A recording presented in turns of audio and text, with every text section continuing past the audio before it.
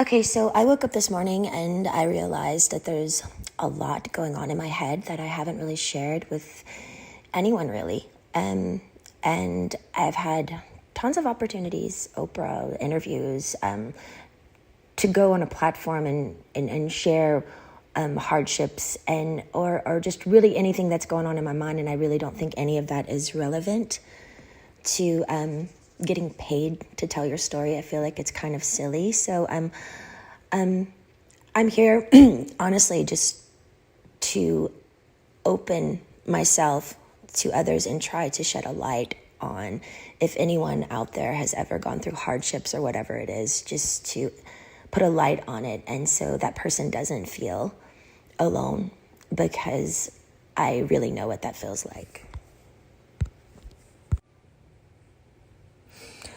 I haven't honestly shared this openly too as well, because I've always been scared of the judgment and definitely the embarrassment of the whole thing, period, and the skepticism and the cynical people of what and their opinions of what people would actually think. I do think I'm in a place now where I'm a little bit more confident that I can be willing to share openly my thoughts and what I've been through, because I haven't really had that outlet to share completely openly for so long, just scared of judgments, thoughts of other people and what they think or what they may say.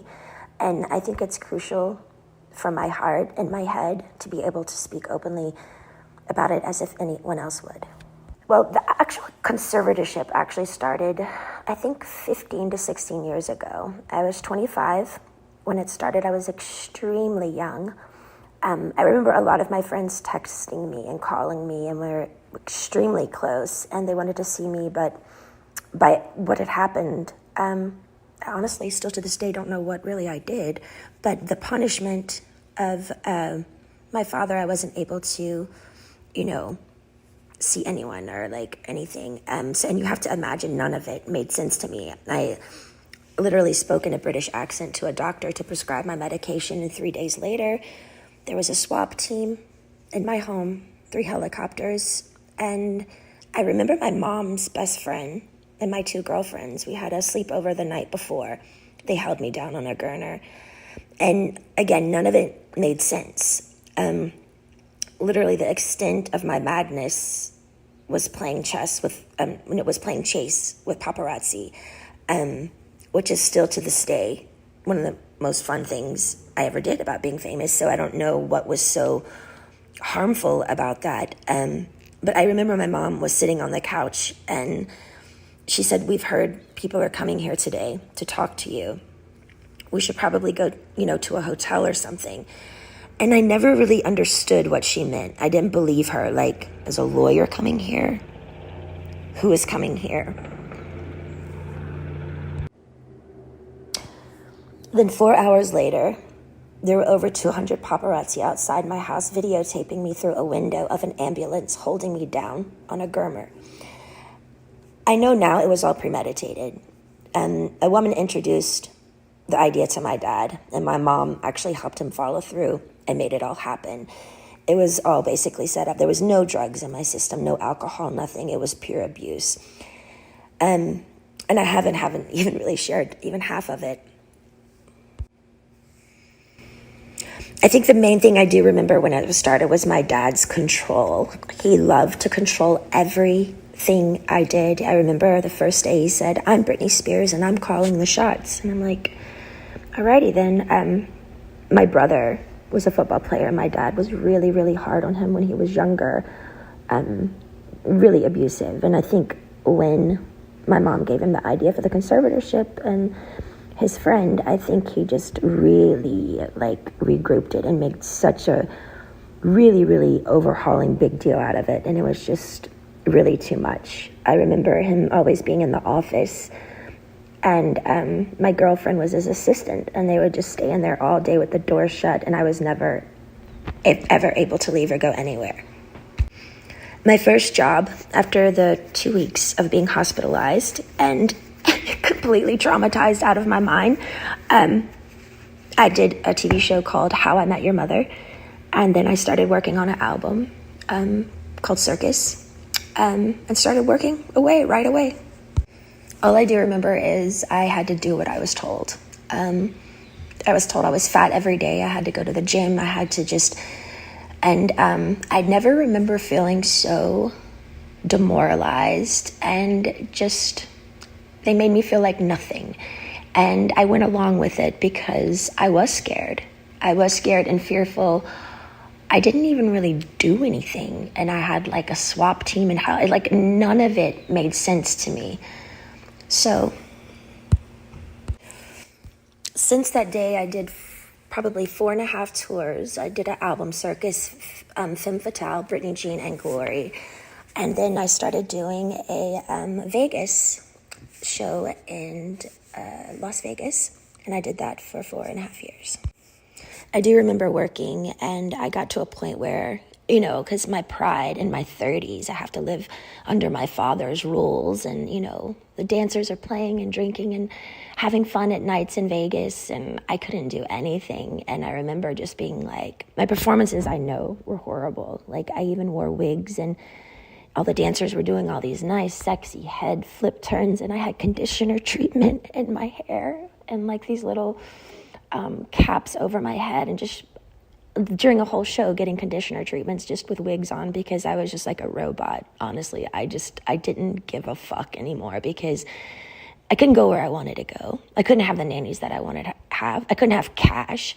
And it was just demoralizing. So I was kind of like in this conspiracy thing of people claiming and like treating me like a superstar, but yet they treated me like nothing. Well, for some reason, I started to get a spark back. I remember recording Glory, and for some reason, I think producing and making music, and I went to this little Spanish house, and I got the fire back in my eyes for some reason, and it was at the end of recording Glory, and my son named it, and things started kind of taking a turn, because I started getting more confidence just for myself. And I think with confidence, people kind of like, oh, wait, what's going on now? Like, she's speaking up a little bit more, but it might not be particularly a good thing if I'd been quiet for 15 years. I think with confidence comes enlightenment, which makes you think better. And that's the last thing they wanted me to do, was to actually be better, because then who would be in control then? But it was really tricky, because I had to just play this role that everything was okay all the time, and I had to go along with it because I knew they could hurt me. So I'm sitting here, like, my friends all drinking alcohol and having fun in these parties, and had no cash. I literally felt like a nun. My girlfriends from home came to visit me in a spa, and I couldn't even walk into the spa, and they had their feet doing pedicures in the water, and the 3 ices of bottles of champagnes before my show, just sitting there. And I wasn't even acknowledged by them, my own hometown friends, when they would come to Vegas. And it was just, it was demoralizing, I will say. You also have to understand, it's like, 15 years of touring and doing shows, and I'm 30 years old under my dad's rules. And all of this is going on, and my mom's witnessing this, and my brother is witnessing, and my friends are witnessing it, and they all go along with it. And I'm like, how am I the one working here and doing all this, but I don't get the side things that, the good stuff, I want to be able to play. I want to be able to have fun. Like, none of it made sense to me. Well, the last show in Vegas ended 2017. I went on tour, which of tour I was forced to do, but I was supposed to do a new show. So the new show came along. I rehearsed, I think, maybe 4 days ago. I don't really remember, but I went to one of the rehearsals, and I said no to a dance move. I was like, no, can we do that? I don't want to do this. And then I just remember everything got really weird and quiet, and all the directors and producers went in the back room and just spoke. And that was it. And I was like, well, I don't know what's going on. So we all just kind of like, what happened? And then the next day, I was told that I had to be sent away to a facility, and that I was supposed to say on my Instagram the reason why is because my dad is sick and I need treatment, which was, I I didn't want to ever go there. I remember my dad calling me on the phone, and I was crying, and I was like, why are you guys doing this? Like, what? And I just remember him saying, it's not in your hands. You have to listen to the doctors. The doctors are going to tell you what to do. I can't help you now. And I remember his last words were, now, you don't have to go, but if you don't go, we're going to go to court, and there'll be a big trial, and you're going to lose. I have way more people on my side than you. You don't even have a lawyer, so don't even think about it. So I did it. I went to the place. I was scared out of my mind. And none of it, again, made any sense of what they were doing to me. And again, I haven't wanted to share this because it's unbelievably offensive, sad, abusive. And honestly, would anybody believe me? I remember the main thing of when I was in that place, that my heart felt like it was frozen, like it was stuck inside, and I wanted to scream and I wanted to get out. And I think by a needle and thread, it was the breathing peacefully inward that I missed the most. I felt like I was in a state of shock, almost like when an old person feels helpless and they're literally going through some sort of shock treatment and they can't relax their body because they don't have the answers of why they can't have their own keys to their car and put it in the ignition and walk outside, and their own security guards at every door saying they can't go. Sitting down, drawing 6 galls of blood every week. Weak as hell. And then calling, and my family is in Destin at my beach house.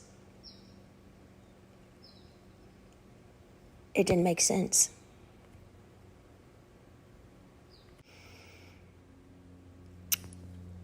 The main thing, I to this day, I kind of stopped believing in God at that time because I didn't know how they could have 40 people leave my house a day and me work from 8 to 6 at night. Be seen changed every time I changed in the shower. No privacy, no door, nothing. How did they get away with it? And what the fuck did I do to deserve that? I couldn't even smoke cigarettes. People on death row can smoke cigarettes. I missed my AA meetings, although I was kind of forced to go to AA, and I'm not even an alcoholic. I actually enjoyed it because I thought the people were brilliant. They shared their stories just to share their story, and in a circle of women and men who just are trying to be better people and trying to touch other people. I missed my AA meetings. I couldn't go in. I couldn't have the keys to my car, no cash, no cigarettes, no door for privacy. It changed me, watched me change naked every day. I did work 7 days a week. No weekends were off. They monitored what I ate. From 8 to 6, I work. Sometimes at 9 o'clock, I'd be able to watch a movie. Finally, the owner of the whole facility that I was always texting to try to be able to go somewhere, just get out of the house, that place somehow, he had to let me go because the Free Britney campaign came out. With all the pink t-shirts. I saw it on a lot of the morning shows, and people by word of mouth, and I think just by my fans knowing by heart that something was up. I remember one of the guys were on an interview on the street, and he said, you know what, I could be totally wrong, and if I'm wrong, I'll be really, really embarrassed, and I'll just go have a drink somewhere. He said, but I do feel like they're doing something to her right now, and I'm not surely what it is, but that's what my heart says. But the whole thing that made it really confusing for me is these people are on the street fighting for me, but my sister and my mother aren't doing anything. To me, it was like they secretly, honestly liked me being the bad one, like I was messed up, and they kind of just liked it that way. Otherwise, why weren't they outside my doorstep saying, baby girl, get in the car, let's go? I think that's the main thing that hurt me. I couldn't process how my family went along with it for so long. And I mean, almost half a year, you know? And their only response was, we didn't know. I'm like, I'm on the phone telling you right now, I'm here, please. Eventually, by the grace of God and praying on my knees, I left the place. But I was still scared. I was really, really scared. And from then on, I had support. I needed a lot of support. And I found two really, really great people that would come to my house weekly and just help me with my mind, because I didn't understand all the therapy that I had to do there. But why have therapy when it's forced and in like a militant, almost prison-like way that like is where you're not even all there? None of it made sense. Well, I think my strength grew because I didn't reach out to my dad anymore. And they were playing the game of ball and twist of, she's going to come running back to us because, we've scared her and we're the bosses here. But I didn't. I just stalled, and I stalled, and I stalled, and I stalled. And finally, I think they just knew I wasn't going back. And I finally got a lawyer. A wonderful friend finally got me a lawyer. And he really helped me through it. To me, the thing was, I think the trauma of all of it and just the whole thing together, and going down to how much effort and work and heart I put in to what I did when I did work, even down to the details of how many rhinestones are going to be in my costume. And I cared so much, and they literally killed me. They threw me away. That's what I felt like my family threw me away. I was performing for like thousands of people at night in Vegas, the rush of being a performer, the laughter, the joy, the respect. I was shaking over 40 people's hands every night before a show, training weekly, 3 training sessions a week, AA meetings, therapy sessions. My dad literally, I was a machine. I was a fucking machine. Not even human, almost. It was insane how hard I worked. And the one time I speak up and say no in the rehearsals to a fucking dance move, they got pissed. I feel like the scare tactic and how badly they treated me in the end, I think they thought I was going to come begging back to work again, because they thought, I needed them. Because they put me in an ignorant, scared state of mind to make me feel like I needed them. And if you don't do what we say, we're going to show you who's boss. I didn't play their game anymore. I got on my knees every day and I prayed. I held on like a needle and thread to some sort of existence, because they had made me feel like nothing for so long. I knew in the deepest part of my core, I knew I'd done nothing wrong and I didn't deserve the way I'd been treated. I do think the hardest thing for me was I wanted to use my feet and leave and run or go somewhere. I had to be placed in a chair from like 8 to 6 every day. I couldn't take it. I talked to rabbis. I've talked to grown men about it, and they're like, we don't see how you did it. Honestly, I don't either. And through that, I remember saying, I don't believe in God anymore. I honestly deserve an award for acting like I was okay every day. I thought they were trying to fucking kill me. I remember one time I was backstage and I needed my inhaler. And I opened up to my assistant because I had my phone with me, which I'm not supposed to have my phone underneath the stage. But I said to her, you know what I'm doing. I was talking to a guy and he wanted to just leave the country with me. We had it all set up to just leave.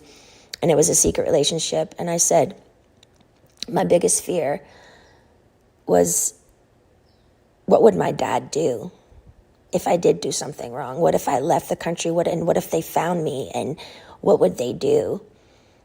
And I said, I feel like they would lock me up or something or really hurt me. And she looked at me and she said, are you kidding me, Britney? Your dad would never do that to you. And I didn't even do anything wrong, and he still did it. I'm honestly more angry at my mom because I heard when reporters would call her at the time and ask questions of what was going on, she would go innocently hide in the house, and she wouldn't speak up. It was always like, I don't know what to say. I just don't want to say the wrong thing. We're praying for her. I feel like she could have gotten me a lawyer in literally 2 seconds. My friend helped me get one in the end, but every time I made contact with a firm, my phone was tapped, and they would take my phone away from me. And again, I get nothing out of sharing all of this. I have offers to do interviews with Oprah and so many people, lots of money, but it's insane. I don't want any of it. For me, it's beyond a sit-down, proper interview. I had no contact in that place for so long, and my heart would just want to stand up in my family's faces and scream and cry and throw a tantrum and go back in time and do exactly what I wanted to do at those times. Yeah, and might even spit in their fucking faces. Why? Because the pain my family gave me, sitting me there all day and not being able to use my feet, as they watch their grandchildren run bases to base in a family neighborhood, as if I'm dead or I don't exist, honestly makes me look up and say, how the fuck did they get away with it? How is there a God? Is there a God? Giving 8 galls of blood weekly, not being able to stand up. I was so weak. And my family's at my beach house. I was scared, broken.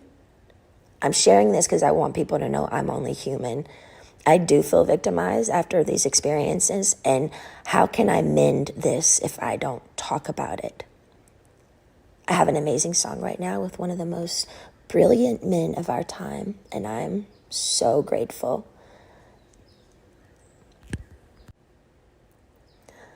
But if you're a weird